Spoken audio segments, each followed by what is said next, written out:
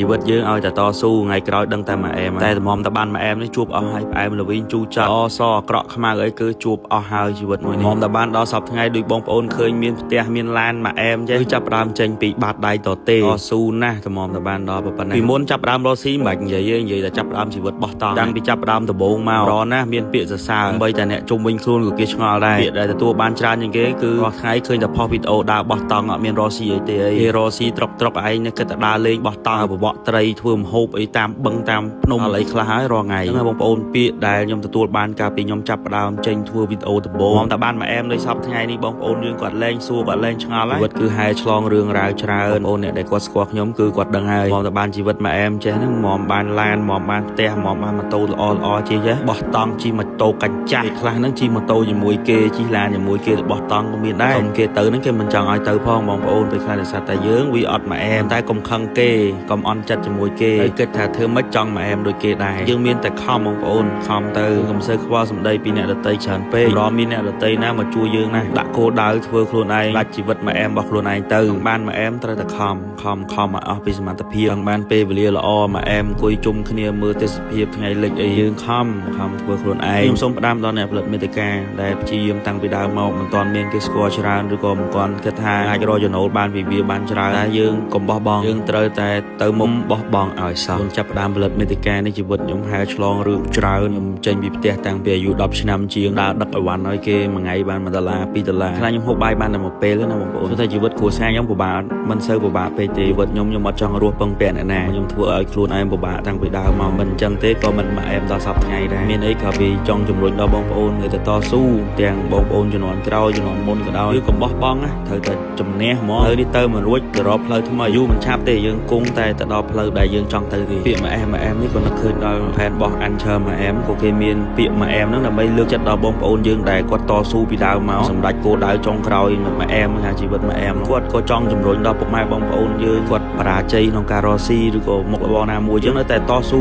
ដើម្បីចង់ឲ្យដល់គោលដៅមកអែមហ្នឹងមានតែយើងជួបជុំយើងសប្បាយវាដល់គោលដៅណាមួយដែលយើងបានកំណត់ចឹងកំផែននេះគេធ្វើមកល្អគឺដើម្បីរុញទឹកចិត្តឲ្យកាន់តែមោះមុតក្លាហានពិសេសគឺកំបោះបង់តែម្ដងហើយចុងក្រោយយើងទទួលបានជីវិតមកអែមខ្ញុំក៏ចង់ចែកបងប្អូនមកអែមដែរពិសេសគឺសម្រាប់ fan របស់ Pro Page ដែលចិត្តដើរព្រៃបោះតង់ធ្វើការ giveaway ដល់បងប្អូនយើងដែរតែមើលវីដេអូរបស់ Pro Page ខ្ញុំនឹងផ្ដល់ជូនសទូចមួយឈុតតង់មួយឈុតកៅអីទៅគ្រឿងបោះតង់មួយឈុតតែម្ដងបងប្អូនយើងប្រហែលអ្នកគាត់តែងតែ share តែងតែ comment លើវីដេអូល្អៗនេះគឺទទួលបាន giveaway ឈុតធំមួយឈុតសម្រាប់អ្នកបោះតង់តែម្ដងផ្លេចបងប្អូន share វីដេអូនេះហើយ comment ដាក់ពាក្យមកអែមហើយដាក់ caption មកអែមផងហើយទទួលបានកាដូពី Pro Page និង Anchor មកអែមនឹងធ្វើការលាក់សទូចនេះនៅក្នុងគុំកដប់ហើយដើម្បីឲ្យបងប្អូន fan របស់ Pro Page ហ្នឹងគាត់មើលវីដេអូហ្នឹងហើយគាត់ស្គាល់តំបន់គាត់អាចមកយកបានពេលស្ដាប់មកវាមិននឹកទេខ្ញុំមកគប់ទុកចូលក្នុងគុំនេះបាទសម្រាប់បងប្អូនដែលចូលចិត្តដើរព្រៃបោះតង់ហើយគឺខ្ញុំសូមណែនាំកាអៀកយិនសិនយ៉ាងទីបងប្អូនពេលដែលដើរព្រៃបោះតង់ឬទៅបបកត្រីអីតាមខេត្តឆ្ងាយឬក៏នៅផ្ទះក៏ដោយមានបញ្ហាឈឺសន្លាក់ដៃជើងចុកកំពួនដៃកំពួនជើង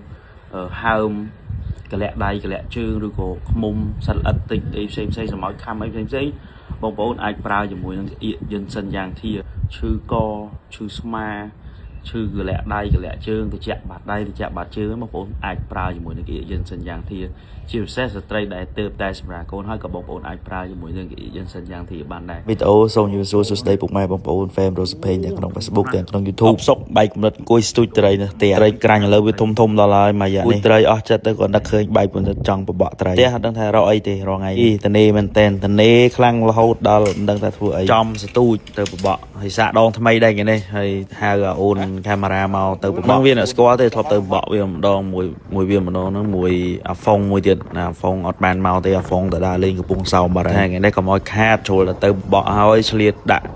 ់កាដូជូនបងប្អូនដែលគាត់តាមដានវីដេអូរបស់ Pro Page ណាដឹងមិនបងប្អូនចូលចិត្តតែចែក giveaway ដល់ fan របស់ Pro Page គាត់មើលវីដេអូកុំឲ្យគាត់ធុញថប់ពេកបាទគាត់មើលវីដេអូខ្ញុំជឿថាគាត់ធុញថប់ហើយបានគាត់មកមើលវីដេអូដើម្បីរំសាយអារម្មណ៍តែខណៈពេលដែលគាត់មកមើលទៅគាត់បានរង្វាន់ទៀតចឹងគាត់តែកាន់តែសប្បាយចិត្តទៀតខ្លះគាត់មើលពីដើមរហូតដល់ចប់អត់មានសារអត់មានអីទេទាំងក្នុង YouTube ទាំងក្នុង Facebook ផ្សេងអ្នកគាត់ follow បាទគាត់ចេះឆ្ងល់ហ្នឹងមើលវីដេអូហើយអត់សូវឃើញ load វីដេអូមកចឹងមកពីមើលហើយអត់ follow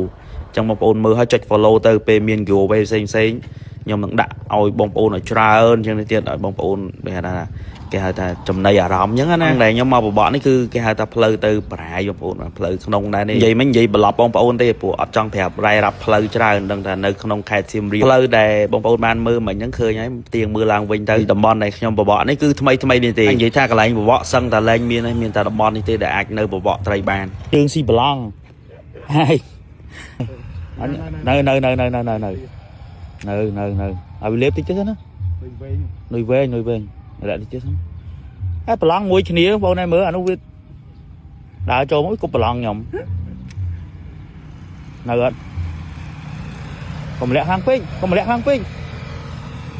ដាក់វូតងាប់ត្រីទុយមួយហ្នឹងទាញមករយឡើងគោកអូខំដូចធំណាស់ចាត្រីទៅមួយ1គីឡូចឹងខំមិញអូថតឲ្យដូច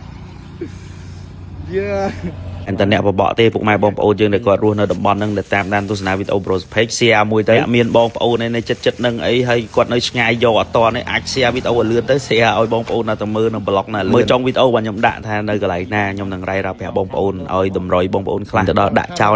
ទេណាអត់ទីចាប់ខ្ញុំឲ្យតម្រុយបងប្អូនគាត់ដឹងថានៅមកជួផ្លូវកន្លែងខ្ញុំបបកហ្នឹងឯងដែលបបកបាននេះមកផ្លែតបាន2បងប្អូនតែអត់ចង់បបកម៉ែនេះគឺគោលដៅគឺចង់មកគឺរង្វាន់ឲ្យបងប្អូនគឺសទូចទាំងឯងបងប្អូនបាទអូនកាមេរ៉ាវាបបកទៅខ្ញុំកំពុងអង្គុយរនឹកមើលថាកន្លែងណាដាក់បាននៅបងប្អូនខ្ញុំនឹងធ្វើការលាក់សទូចនេះនៅក្នុងគុំកដប់ហើយដើម្បីឲ្យបងប្អូន fan របស់ Pro Supply ហ្នឹងគាត់មើលវីដេអូហ្នឹងហើយគាត់ស្គាល់តំបន់គាត់អាចមកយកបានបាទឥឡូវលែងចែកតាមឆាតលែងផ្ញើតាមក្រុមដឹងជូនហើយគឺផ្ញើ top fan ពិតនៅតំបន់ពិតតែម្ដងអញ្ចឹងកន្លែងក្រោយខ្នងខ្ញុំមានបកគោភ្លើងមានអីមកជួហើយមានបន្លាយដែលបក់ត្រីបាទអានេះនៅទីតាំងនៅខេត្តសៀមរាបប៉ុន្តែសុំលាក់ប្រឡងថាអត់ឲ្យនឹងថានៅកន្លែងណាអញ្ចឹងខ្ញុំញុកចូលក្នុងគុំស្មៅបងប្អូនបាទខ្ញុំហៅមើលឡើងញុកកន្លែងណាដែលវាសុវត្ថិភាពបងមើលខាងក្រោយមិញឃើញបកគោភ្លើងខាងក្រោយហ្នឹងខាងsamaជួរហ្នឹងមានប្រឡងវក់បាទអញ្ចឹងខ្ញុំឲ្យណាគេនៅចិត្តវាឃើញទេអញ្ចឹងអានេះមានដងមួយឈុតមានដុំហើយនឹងមានគ្រឿងវាមួយឈុតអញ្ចឹងខ្ញុំនឹងទុកចូលក្នុងគុំនេះពេលស្ដាំមកវាមិននឹកទេខ្ញុំនឹងទុកចូលក្នុងគុំនេះបាទអញ្ចឹងអ្នកណាឃើញគាត់ស្មានដល់សម្រាមអីចឹងណាបាទលាក់ចិត្តលាក់ប៉ុននេះបានទេបងប្អូនមានបកគោភ្លើងមួយក្រោយហ្នឹងបងប្អូនរកឃើញជា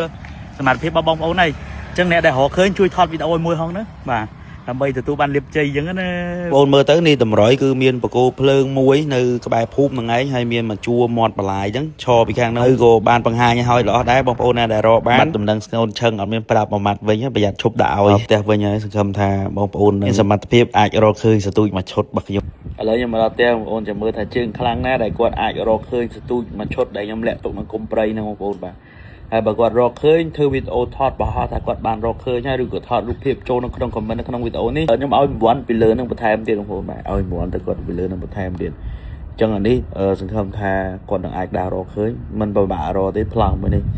ហើយសង្ឃឹមថាមានវីដេអូក្រោយៗខ្ញុំដាក់ចឹងរហូតដាក់ជូនបងប្អូនមកកន្លែងតាមតំបន់ដែលខ្ញុំទៅអញ្ចឹងបងប្អូនណាអញ្ចឹងសង្ឃឹមថាបងប្អូននឹង